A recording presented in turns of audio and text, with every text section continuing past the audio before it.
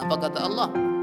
Wa may yattaqillah, wa may, dan siapapun baik laki-laki ataupun perempuan, yattaqillah, dia bertakwa kepada Allah Subhanahu wa taala, yaj'al lahu makhraja, Allah Subhanahu wa taala akan memberikan kepada dia jalan keluar di dalam kehidupan ini. Bapak, Ibu, ayah, bundaku, saya yakin dan percaya tidak ada di antara kita yang tidak butuh solusi dalam kehidupan ini.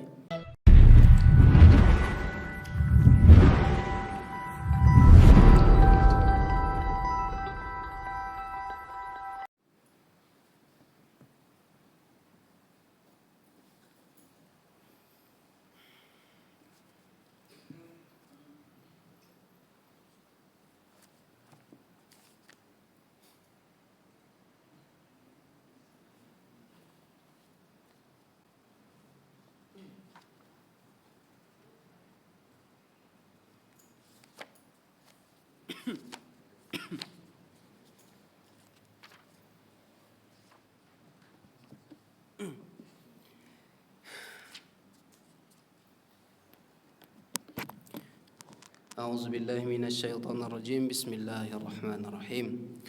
Assalamualaikum warahmatullahi wabarakatuh. Alhamdulillahi rabbil alamin. Assalatu wassalamu ala asrafil anbiya'i wal mursalin wa ala alihi wa ashabihi rasulillahi ajma'in. Allahumma salli ala Sayyidina Muhammad wa ala ali Sayyidina Muhammad. Pertama sekali, marilah bersama-sama senantiasa kita bersyukur kepada Allah Subhanahu wa taala. Alhamdulillahirabbil alamin. Sampai dengan hari ini Allah masih memberikan banyak kenikmatan kepada kita semua. Allah panjangkan umur kita, Allah sehatkan badan kita, Allah kuatkan hati kita, sehingga dengan anugerah, kenikmatan, rahmat yang Allah berikan kepada kita, bisalah kita pergunakan untuk beribadah kepada Allah Subhanahu wa taala. Ringan kaki kita melangkah untuk datang ke masjid ini, salat berjamaah, kemudian mendengarkan ceramah agama atau nasihat-nasihat agama. Untuk semua itu adalah untuk kebaikan kita semua. Kemudian salawat berangkaikan salam, marilah senantiasa tak bosan-bosan kita sampaikan buat junjungan alam kita, Nabi besar Muhammad sallallahu alaihi wasallam. Allahumma shalli ala Muhammad wa ala ali Muhammad. Apalagi di hari Jumat ini, hari yang penuh dengan keberkahan, maka hendaklah kita bersalawat kepada Nabi Muhammad sallallahu alaihi wasallam dengan seikhlas-ikhlasnya. Bapak-bapak, ibu-ibu, para jemaah yang saya hormati, pada hari ini adalah jadwalnya Al-Ustadz Dr. Syafri Naldi. Tapi karena beliau berhalangan, maka izinkan kami beberapa waktu ke depan untuk memberikan atau menggantikan beliau. Bapak-bapak, ibu-ibu, para jemaah yang berbahagia yang kami hormati, pada hari Jumat ini kita ketahui bersama adalah hari yang penuh dengan keberkahan, maka perbanyaklah salawat kepada Nabi Muhammad SAW. Bagaimana supaya salawat kita itu bisa ikhlas, bisa berkesan, bisa memberikan perubahan untuk diri kita? Maka semestinya kita mengenali sosok Nabi kita, Nabi Muhammad sallallahu alaihi wasallam. Bapak, Ibu, para jemaah, orang-orang tuaku yang saya hormati, Nabi Muhammad sallallahu alaihi wasallam itu, Bapak Ibu, adalah orang yang telah diteliti oleh kawan-kawan kita dari negara barat, termasuk tokoh yang paling terkenal.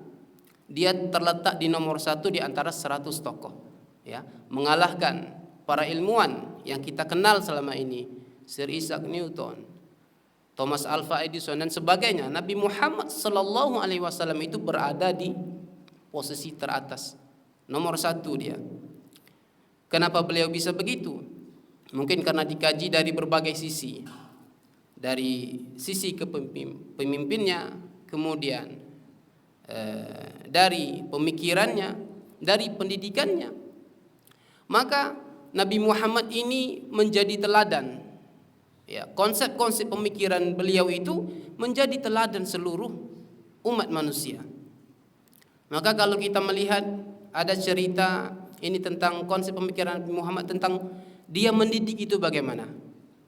Mendidik sahabat, mendidik manusia itu seperti apa dia mendidiknya. Dan ini dijadikan rujukan oleh semua orang. Dia mendidik itu tujuannya untuk supaya kita bisa belajar. Itu Nabi Muhammad SAW.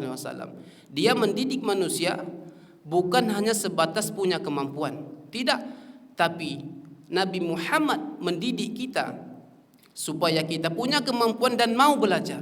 Ini sesuatu yang berbeda. Kalau kita melihat mendidik hanya sebatas punya kemampuan, maka tak ubahlah kita seperti, mohon maaf, hewan itu. Hewan itu dididik hanya sebatas punya kemampuan. Contohnya monyet. Monyet itu dididik, ada topeng monyet misalnya. Dia hanya bisa mendengar, mengikuti perintah. Ya siapa yang pemukulnya itu? Kalau orangnya sudah berubah, tidak akan monyet itu ikuti. Ini bercerita tentang kalau kita terfokus mendidik hanya untuk kemampuan itu. Nabi Muhammad itu memberikan konsep berbeda, ayah dan bunda. Maka kalau kita lihat dari sejarahnya itu, ada seorang sahabat yang kesusahan hidupnya, kemudian datang kepada Nabi. Maka Nabi berikan kepada orang itu kapak. Kemudian dia pergi ke hutan, ditebangnya hutan. Nah, ini modal dari Nabi, ini kapak, silakan kamu pergi ke hutan, kamu cari kayu, kamu jual. Dilakukan oleh orang itu berulang-ulang sehingga dia menjadi orang yang kaya. Nah, kita lihat ini Nabi Muhammad SAW mendidik orang supaya dia bisa belajar dan belajar, sehingga memberikan perubahan di dalam diri manusia itu. Allahumma shalli ala Muhammad wa ala ali Muhammad. Maka wajar sekali, pantas sekali Nabi Muhammad itu diletakkan di orang yang paling top di antara 100 tokoh itu. Maka beruntunglah kita mempunyai Nabi Muhammad SAW. Innama bu'istu makarimal akhlak. Sesungguhnya kata Nabi, aku itu diutus oleh Allah untuk menyempurnakan akhlak-akhlak manusia. Masya Allah.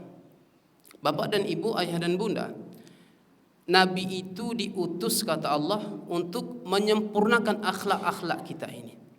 Etika, attitude.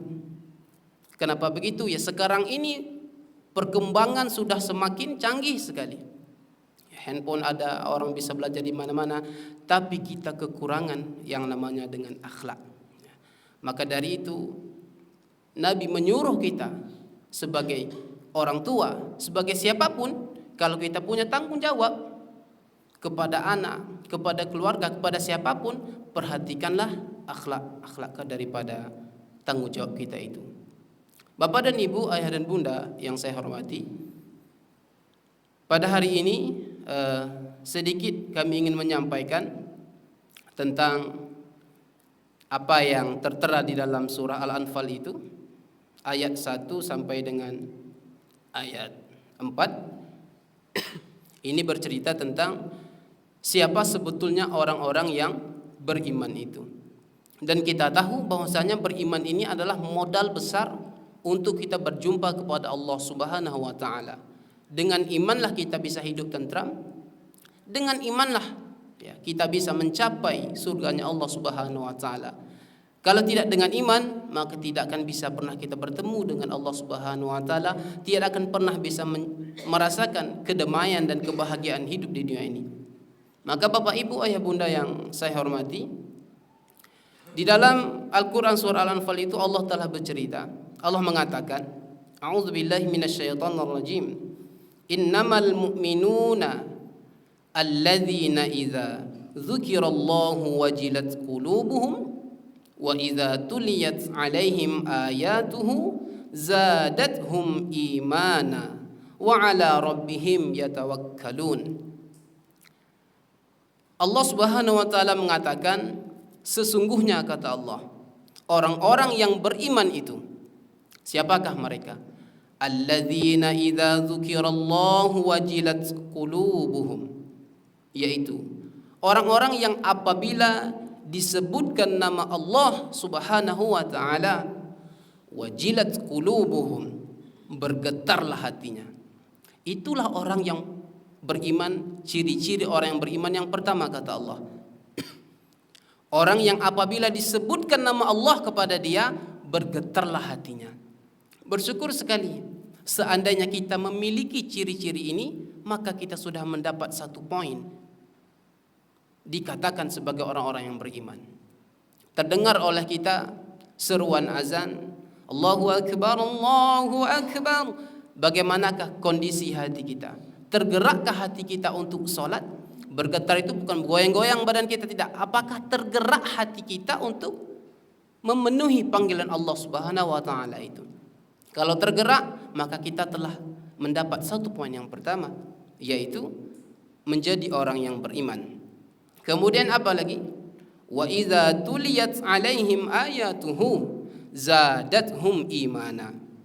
Yang kedua, apabila dibacakan ayat-ayat Allah, firman-firman Allah kepada dia, zadathum imana, bertambah-tambahlah keimanannya. Artinya setiap ayat Al-Quran, setiap hadis-hadis yang disampaikan, setiap nasihat-nasihat yang diberikan kepada dia, apabila diberikan kepada dia, maka apa? Zadathum imana, bertambah-tambahlah keyakinannya itu, bertambah-tambahlah imannya itu.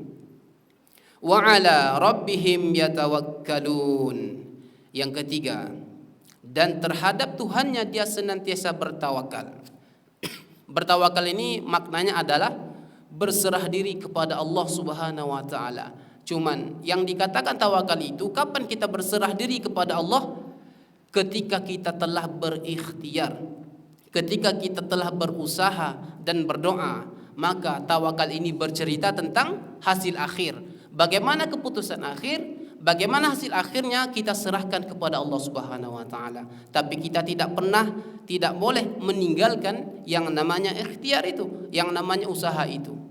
Apapun keinginan kita, kalau kita tidak berikhtiar, maka tidak akan ada perubahan dalam hidup ini. Kata Allah Subhanahu wa taala di dalam surah Ar-Ra'd itu, Al-Qur'an, di dalam surah Ar-Ra'd Allah bercerita bahwasanya innallaha la yughayyiru ma biqaumin hatta yughayyiru ma bi anfusihim. Allah Subhanahu wa taala tidak akan pernah merubah nasib suatu kaum sampai dia mau merubah keadaan dirinya sendiri.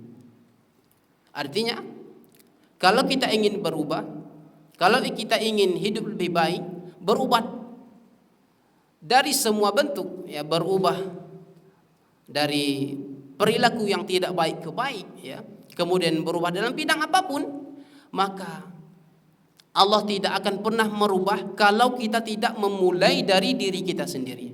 Innallaha la yughayyiru ma biqaumin hatta yughayyiru ma bi anfusihim.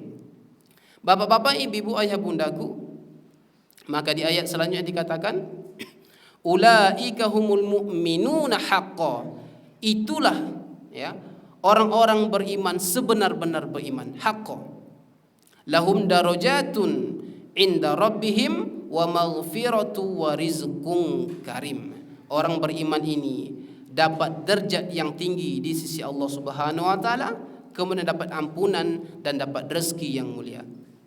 Bapak-bapak, ibu-ibu, ayah bundaku yang saya hormati, maka itulah orang-orang yang beriman itu mempunyai banyak keistimewaan. Kalau kita ingin dikatakan oleh orang-orang yang beriman, maka yang pertama kali yang harus kita perbaiki adalah ketika disebutkan nama Allah Subhanahu wa taala, maka seharusnya reaksi kita itu cepat, ya. Ketika mendengar azan, maka sambut azan itu, datang ke masjid, kita sholat, ya. Kemudian alladzina yuqimuna as-salata wa mimma razaqnahum yunfikun, ya. Itu ciri-ciri selanjutnya, yaitu orang-orang yang senantiasa mendirikan solat dan menginfakkan rezekinya. Orang beriman itu adalah orang yang tidak pernah dia menganggap enteng masalah solat ini. Itu orang yang beriman itu. Karena solat itu adalah bagi kita seorang muslim, itu pembeda kita antara orang Islam dengan orang kafir itu terletak pada solat itu.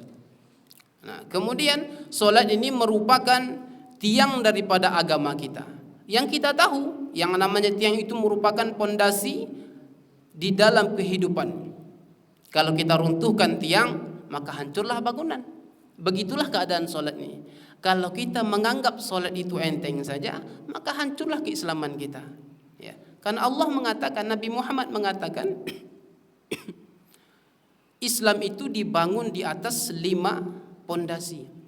Syahadat kepada Allah Subhanahu wa taala, kepada Nabi Muhammad, kemudian solat, kemudian zakat, kemudian puasa, kemudian naik haji. Itulah pondasi Islam kita, atau kita kenal dengan rukun Islam kita. Kita bersyahadat, kita solat, itu adalah rukun. Yang 5 ini kalau kita anggap enteng, kalau kita anggap biasa-biasa saja, itu akan merobohkan pondasi kehidupan kita. Pondasi keislaman kita akan roboh. Bapak-bapak, ibu-ibu, ayah bundaku yang saya hormati. Maka Allah Subhanahu wa taala mengatakan betapa beruntungnya kita menjadi orang-orang yang beriman itu. Apa kata Allah? Ya. Orang yang beriman itu dia sepaket dengan orang yang bertakwa. Orang yang bertakwa itu apa yang akan kita dapat? Apa yang akan kita peroleh ketika kita berusaha untuk menjadi orang yang bertakwa? Yang pertama, orang yang bertakwa itu akan Allah cukupkan segala keperluan hidupnya. Kemudian Allah akan berikan dia jalan keluar. Wa may yattaqillah yaj'al lahu makhraja wa yarzuquhu min haitsu la yahtasib. Wa may yatawakkal 'ala Allah fahuwa hasbuh. Innallaha balighu amri qad ja'alallahu likulli syai'in qadara. Ini ayat 1000 dinar yang kita kenal, yang kita ketahui. Apa kata Allah? Wa may yattaqillah, wa may, ya, dan siapapun baik laki-laki ataupun perempuan, yattaqillah, dia bertakwa kepada Allah Subhanahu wa taala, yaj'al lahu makhraja. Allah Subhanahu wa taala akan memberikan kepada dia jalan keluar di dalam kehidupan ini. Bapak, ibu, ayah, bundaku, saya yakin dan percaya tidak ada di antara kita yang tidak butuh solusi dalam kehidupan ini. Kita sangat butuh solusi. Sekuat apapun kita terkadang ingin memecahkan masalah, tak bisa juga kalau tidak ada solusi dari orang lain. Maka kalau ingin dapat solusi terbaik, kata Allah Subhanahu wa taala, mengadulah kepada Allah Subhanahu wa taala, bermunajalah kepada Dia. Sesulit apapun masalah kita, percayalah Allah Subhanahu wa taala itu telah mengatur semuanya. Kadang Allah itu memberikan kita masalah, tujuannya untuk apa? Supaya kita itu menangis kepada Allah Subhanahu wa taala. Barangkali kita sudah lama tidak mengadu, tidak mengangkatkan tangan, tidak meneteskan air mata kepada Allah. Maka mungkin dengan begitulah, dengan Allah berikan berbagai ujian-ujian itu, cobaan-cobaan itu, barangkali Allah ingin melihat kita menangis di sisinya. Allah rindu melihat kita mengadu kepadanya. Maka sebagai seorang yang beriman, yang bertakwa, kita tahu bagaimana cara kita untuk menyelesaikan masalah itu. Yang pertama adalah bertakwa kepada Allah Subhanahu wa taala. Kita mengerjakan apa yang diperintahkan Allah, kita meninggalkan apa yang dilarang Allah, itulah orang yang bertakwa. Dan Allah berjanji, wa may yattaqillah, kalau kita bertakwa kepada Allah, yaj'al lahu makhraja, jangan pernah kita ragu, Allah akan menunjukkan solusi itu kepada kita. Tiba-tiba saja kadang datang ilham atau datang bantuan dari orang, itu sebetulnya dari Allah Subhanahu wa taala. Kenapa? Karena itulah tadi, kalau kita mau menjadi orang yang bertakwa, pasti Allah Subhanahu wa taala akan memberikan solusi hidup yang terbaik. Jadi jangan sampai kita salah arah. Terkadang kita kalau ada masalah ini, kita larinya kemana? Ya, ke karaoke, kopi-kopi, itu masih mending lah. Tapi kalau kita lari sudah bermaksiat kepada Allah, nauzubillahi min zalik. Ya, sebagian dari kita kadang pernah juga tertipu ketika datang masalah yang berat betul, kemana kita lari, pergi kita ke nauzubillah, ke barbar, minum minuman keras, pakai nauzubillahi min zalik. Itu tidak menyelesaikan masalah sama sekali. Itu malah namanya menambah-nambah masalah. Ya. Dengan ada masalah kita lari ke sana. Apa yang terjadi? Merusak diri kita sendiri.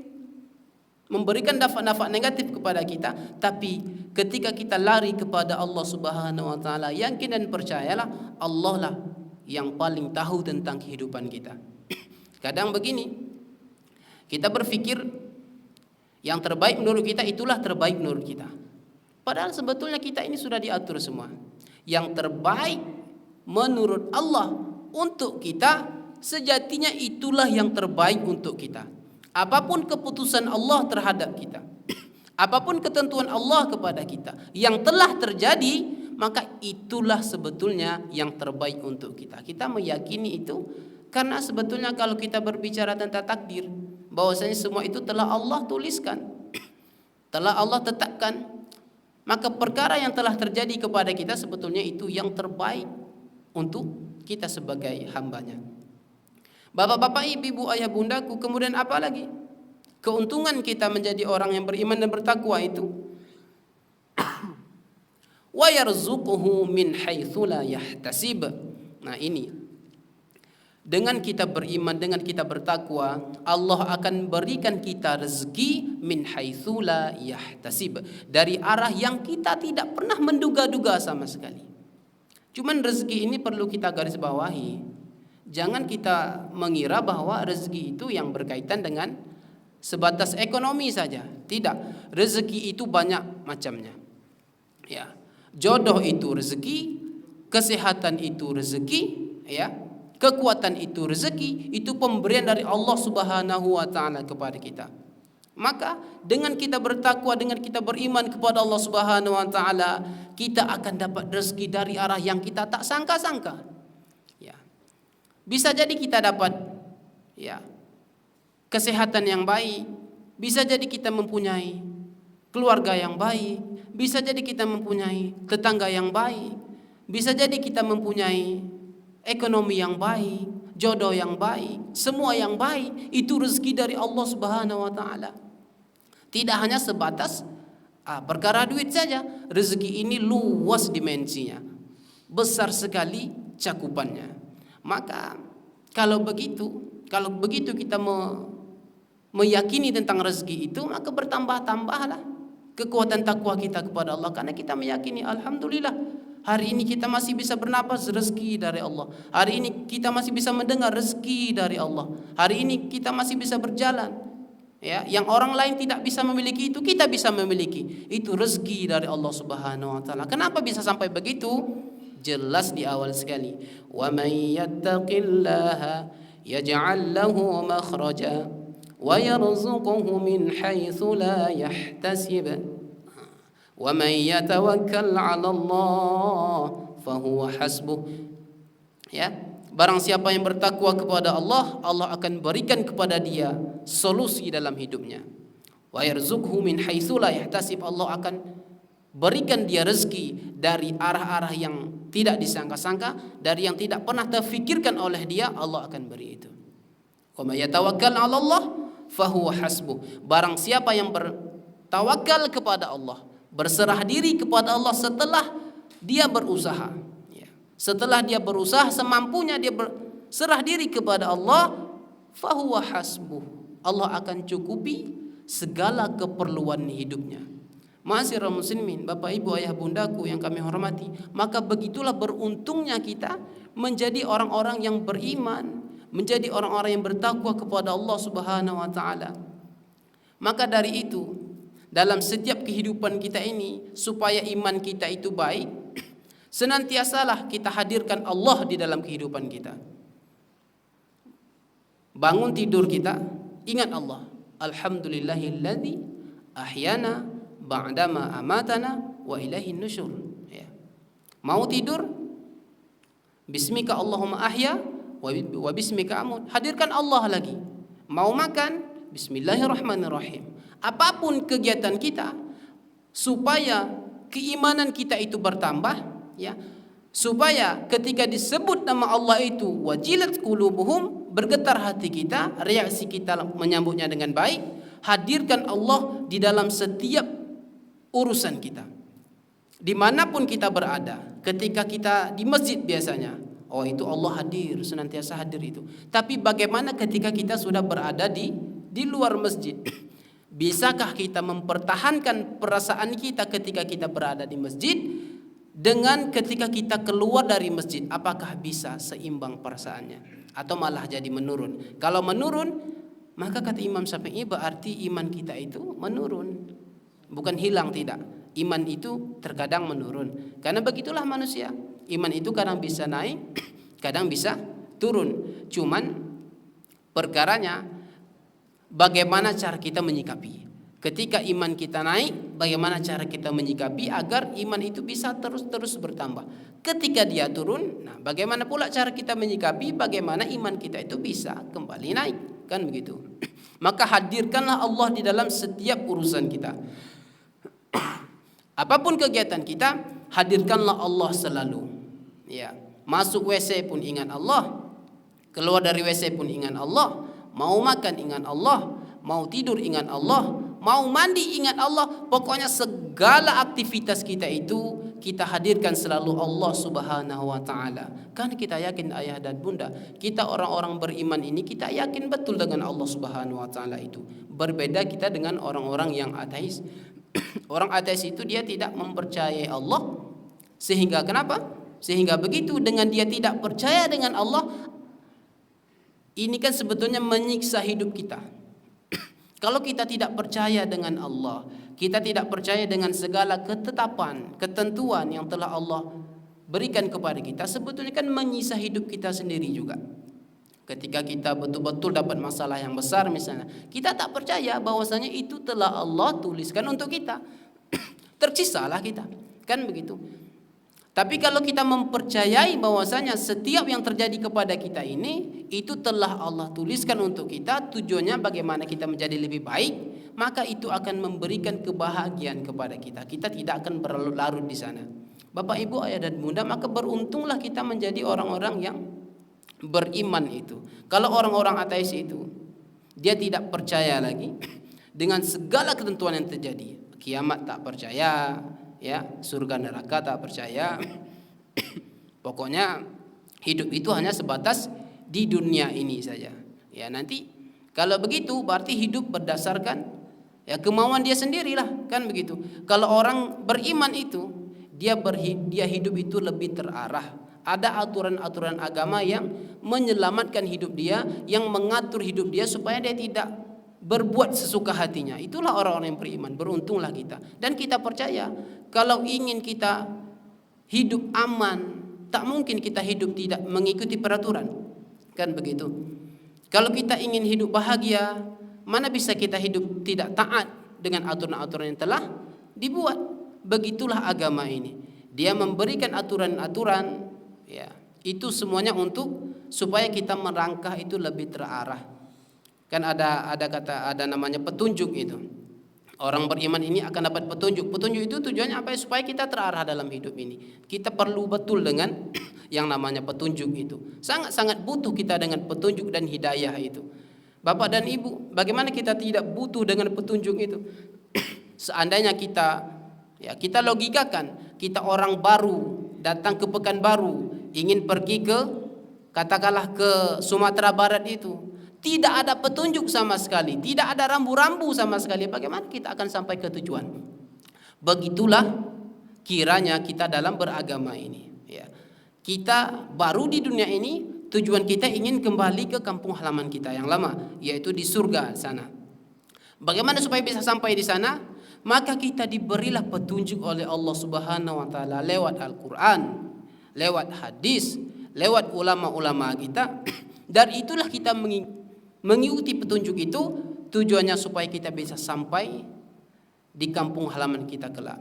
Bapak-bapak, ibu-ibu, orang tuaku yang saya hormati, Maka inilah sedikit yang bisa kami sampaikan sebagai pengganti dari Pak Ustadz kita Dr. Syafrin Aldi. Ya, mudah-mudahan yang sedikit ini ada manfaatnya. Kami mohon maaf apabila dalam penyampaian ada kata-kata yang kurang pada tempatnya. Ya, kami sudahi. Assalamualaikum warahmatullahi wabarakatuh.